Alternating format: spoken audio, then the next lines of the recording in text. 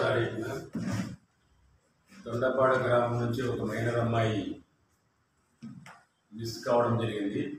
దానిపైన girl missing కింద గుత్తి police station నందు కేసు నమోదు చేయడం జరిగింది. 20వ తారీఖు నెక్స్ట్ డే 26వ తారీఖు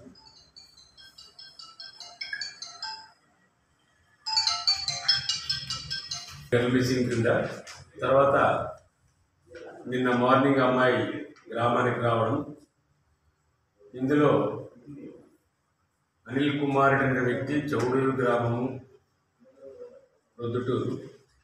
ఈ వ్యక్తి తొండపాడు గ్రామంలో జెడ్పీహెచ్ స్కూల్లో అవుట్ సోర్సింగ్ యోగా టీచర్గా పనిచేస్తూ అదే స్కూల్లో చదువుతున్నటువంటి ఒక మైనర్ అమ్మాయిని మాయమాటలతో నమ్మించి అమ్మాయిని ప్రేమ అని చెప్పి మోసగించి అమ్మాయి ద్వారా ఒక 2 సార్లు బంగారు ఆభరణాలు కూడా తెప్పించుకొని తర్వాత 25వ తారీఖు ఇక్కడి నుంచి అమ్మాయికి ఏదో పెళ్లి చేసుకుందామని చెప్పి బలవంతంగా ఇక్కడిని తీసుకొని అహోబిళం కర్నూలు జిల్లాలో అక్కడ ఒక వారం రోజుల పాటు ఉండి అమ్మాయిని మానసిక శారీరకంగా చరించి ఈ విషయాన్ని ఎక్కడైనా అంటే నాకు బంగారు తెచ్చిన సంగతి కానీ వాళ్ళు అక్కడ కలిసి ఉన్నటువంటి సంగతి కానీ ఎవరికైనా చెప్తే నేను చంపేస్తానని చెప్పి భయపెట్టించినటువంటి ఇతను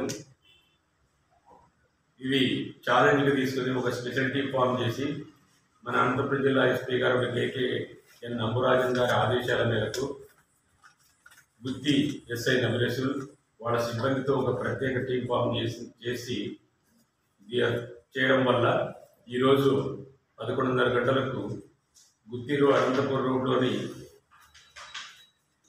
గుత్తి బజాజ్ షోరూమ్ దగ్గర ఈ అనిల్ కుమార్ రెడ్డిని అరెస్ట్ చేసి అతని నుండి ఒక వివో టచ్ స్క్రీన్ మొబైల్ స్వాధీనపరుచుకొని ఈరోజు అతన్ని రిమాండ్ పంపించడం జరుగుతుంది. మళ్ళీ భవిష్యత్ ముందు పూర్తి దర్యాప్తు దృష్ట్యా అతన్ని పోలీస్ కస్టడీకి తీసుకొని అన్ని కోణాల్లో ఈ కేసును సమగ్రంగా దర్యాప్తు చేస్తారు. గతంలో ఇదే అంటే అతనికి ఇటువంటి అమ్మాయిల్ని ప్రలోభ పెట్టడం, ఈ మోసగించినటువంటి ప్రవృత్తి ఉన్నట్లుంది. 2019లో కూడా ప్రొద్దుటూరు రూరల్ పోలీస్ స్టేషన్లో ఒక రేప్ కేసులో ఇతను ముద్దాయిగా ఉన్నాడు. సో ఇతను అటువంటి లక్షణాలు కలిగి ఉన్నట్లుగా మనకి కేసు దర్యాప్తులో తెలిసింది.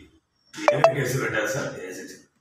ఇప్పుడు కిడ్నాపు, తర్వాత వచ్చేసి క్రిమినల్ బ్రీచ్ ఆఫ్ ట్రస్ట్ అని చెప్పి నమ్మక ద్రోహము, దాని తర్వాత పలుమార్లు శారీరకంగా అనుభవించిన తర్వాత అది పెద్ద కేసు అవుతుంది. పోక్సో యాక్ట్ అంటే ప్రివెన్షన్ ఆఫ్